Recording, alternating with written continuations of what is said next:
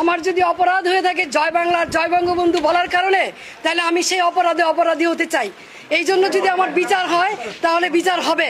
কিন্তু নারায়ণগঞ্জ শহরে 21 বছর আপনাদেরকে আমি সেবা দিয়েছি, কোনোদিন কেউ বলতে পারবেন না যে আমি কখনো প্রতিহিংসা পরায়ণ হয়ে অন্য কোনো দলের প্রতি আঘাত করেছি অথবা কাউকে আমি কোনো ধরনের বৈষম্য আচরণ করেছি।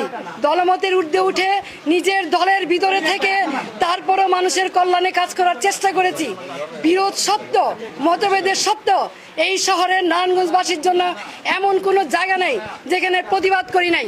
তৌকি হত্যা সহ সকল হত্যাকাণ্ডে যখন নারায়ণগঞ্জবাসী একদম চুপ ছিল, কেউ কোনো কথা বলে নাই, তখন আইবি আওয়াজ তুলেছে, এই শহরের মানুষকে কথা বলা শিখিয়েছে, অন্যায়ের বিরুদ্ধে প্রতিবাদ করা শিখিয়েছে। আজকে সেই আইবিকে কিসের জুলুমে, কিসের কারণে, কি কারণে গ্রেপ্তার করা হচ্ছে আমি ঠিক জানি না। কিন্তু যেহেতু আমাকে গ্রেপ্তার করা হচ্ছে, আমি নারায়ণগঞ্জবাসীর কাছে একটাই অনুরোধ করব, আপনারা যেভাবে আমার পাশে ছিলেন, আমার পরিবারের পাশে ছিলেন, আমার পাশে থাকবেন। আপনারা সকলেই জানেন 1 মাস হয়নি আমার ছোট ভাই, অত্যন্ত আদরের ছোট ভাই মোহাম্মদ আলী রাজা রিপনকে আমরা হারিয়েছি। আর সেই ভাইয়ের সুখ এখনো বুঝতে পাই নাই। 3টা ছোট ছোট বাচ্চা, নাবালক বাচ্চা, তার মাঝখান দিয়ে আমাকে এইভাবে অ্যারেস্ট করা হলো, যেখানে আমার বড় ভাই নাই, বোন নাই, আমি সবার বড়। 3টা ছোট ছোট বাচ্চা, এবং 1 মাস হয়নি আমার ভাই মারা গেছে, এবং ওদের মাও নাই। 4 বছর আগে ওদের মা মারা গেছে। এইরকম এই অবস্থায় কি কারণে? আমি কি কোনো জুলুমবাজ? আমি কি হত্যা করেছি? আমি কি চাঁদাবাজি করেছি?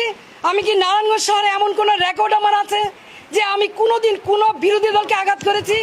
তাহলে কিসের জন্য, কি কারণে, কোন ষড়যন্ত্রের কারণে, কার স্বার্থে আমাকে অ্যারেস্ট করা হলো?